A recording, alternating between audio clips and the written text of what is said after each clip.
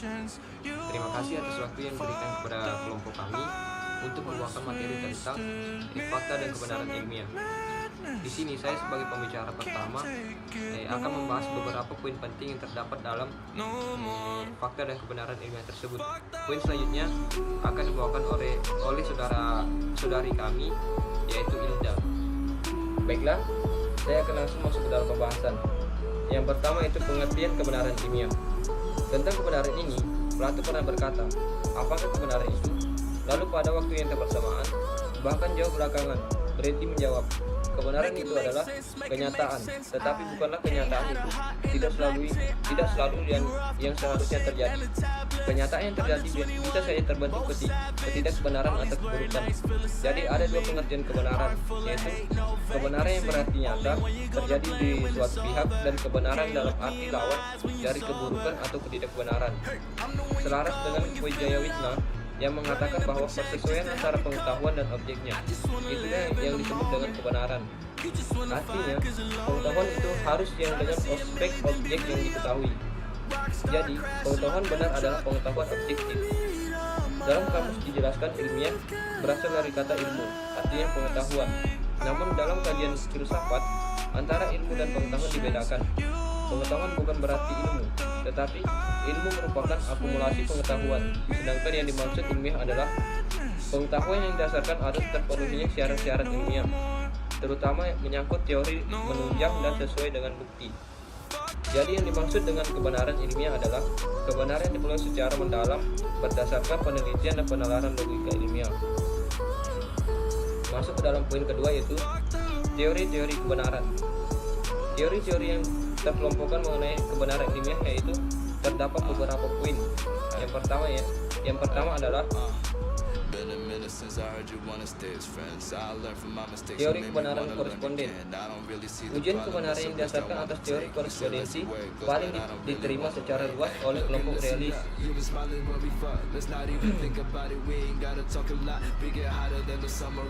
Menurut teori ini, kebenaran adalah kesetiaan kepada realita objektif atau fidelity objektif reality.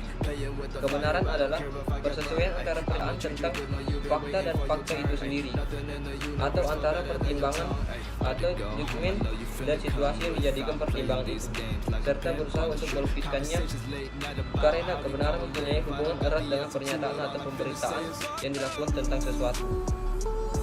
Teori korespondensi, suatu pernyataan adalah benar jika materi pengetahuan yang dikandung pernyataan itu berkorespondensi atau berhubungan dan sesuai dengan objek yang ditinjau oleh pernyataan tersebut.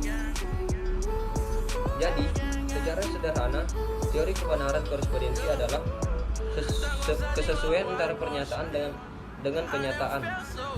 Sesuatu yang dikatakan benar apabila ada bukti empiris yang mendukung.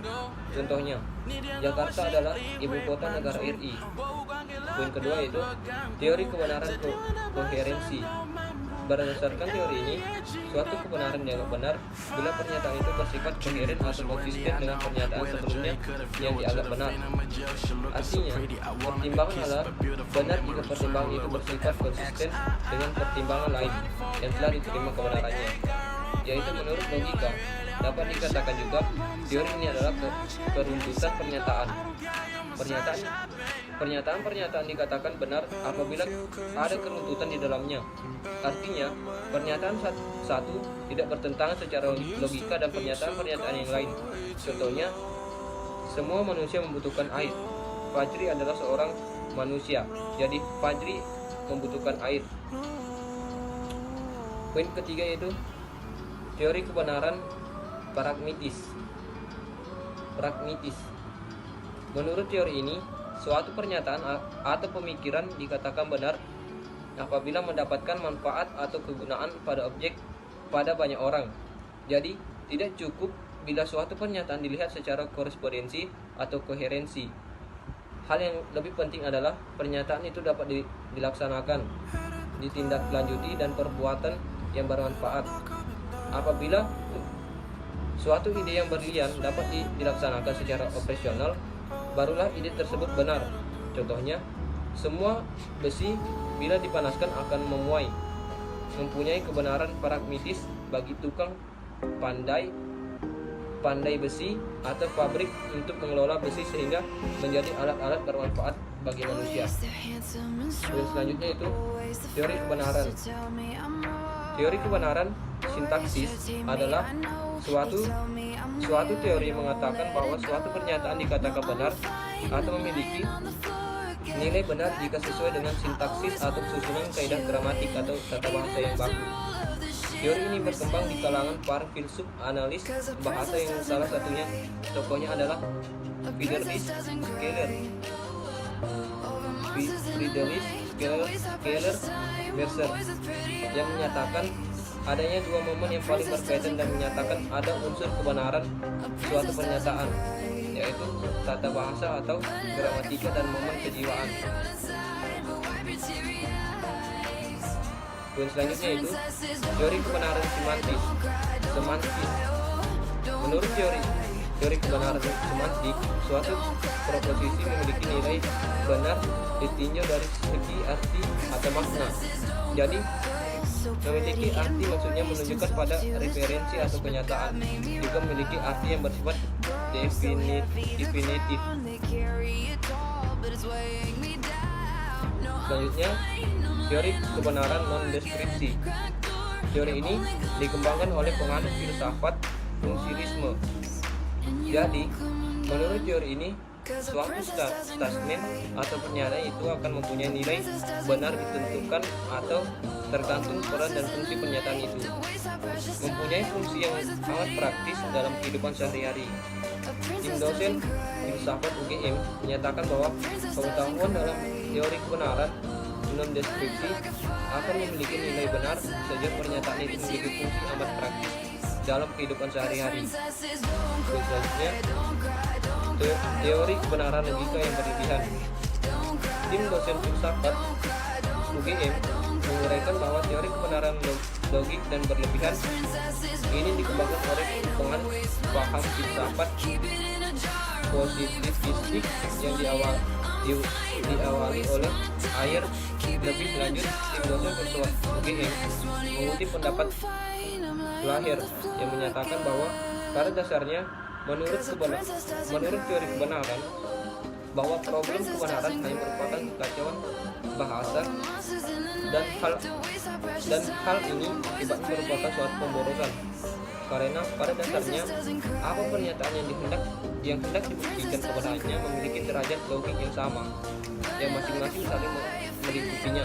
Menurut teori ini, bahwa problema kebenaran hanya merupakan kekacauan bahasa saja, dan hal ini akibatnya merupakan suatu pemborosan, karena pada dasarnya apa yang pernyataan yang hendak dibuktikan kebenarannya memiliki derajat logik yang sama yang masing-masing saling melingkupinya.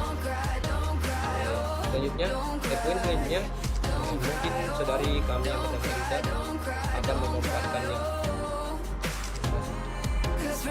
Assalamualaikum warahmatullahi wabarakatuh. Perkenalkan, nama saya Ilda Madao, kelas A Fakultas Hukum NIM 1920374201002. C. Karakteristik kebenaran ilmiah. Telah dipaparkan di atas bahwa dengan pendekatan ilmiah diperoleh pengetahuan ilmiah atau ilmu. Ilmu dapat dipahami sebagai proses, prosedur, dan produk. Pembahasan berikut ini ditekankan pada makna ilmu sebagai berikut. Sebagai produk ilmu tidak lain adalah pengetahuan atau kebenaran ilmiah yang memiliki karakteristik sistematis, keumuman, rasionalitas, objektivitas, verifikabilitas, komunalitas. Pengetahuan dapat digolongkan sebagai ilmu bila pengetahuan tersebut tersusun secara sistematis.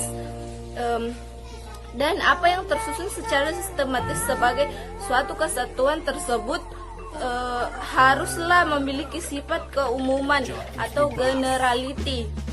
Artinya bahwa kebenaran yang terkandung di dalamnya harus dapat berlaku secara umum atau luas jangkauannya. Ciri rasionalitas mengandung bahwa bahwa kebenaran ilmiah bersumber pada pemikiran rasional yang mematuhi kaidah-kaidah logika, sedangkan ciri objektivitas menunjukkan pada kesesuaian antara hal-hal yang rasional dengan realitas. Ciri verifiabilitas mempunyai arti bahwa kebenaran ilmiah harus dapat diperiksa, kebenarannya diuji ulang oleh setiap anggota masyarakat ilmuwan. Hal ini menunjuk bahwa kebenaran ilmiah tidak bersifat mutlak atau final.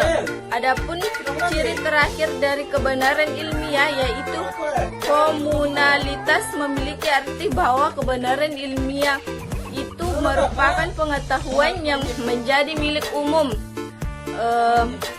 Berbicara tentang karakteristik kebenaran ilmiah, Sonny Kerr dan Michael II menyatakan bahwa kebenaran ilmiah mempunyai sekurang-kurangnya 3 sifat dasar, yaitu rasional, logis,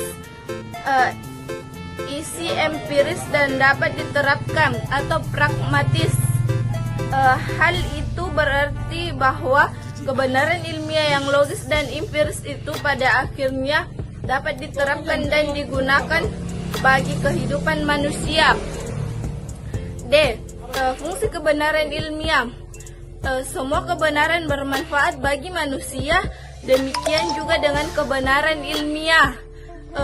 Fungsi dari kebenaran ilmiah adalah deskriptif, prediktif, dan pengandalian berkenan dengan gejala-gejala yang ada dalam dunia pengalaman manusia. Fungsi deskriptif menunjukkan pada keharusan ilmu untuk bisa memberikan penjelasan secara rinci, lengkap, dan runtut mengenai berbagai hal yang menjadi perhatian manusia.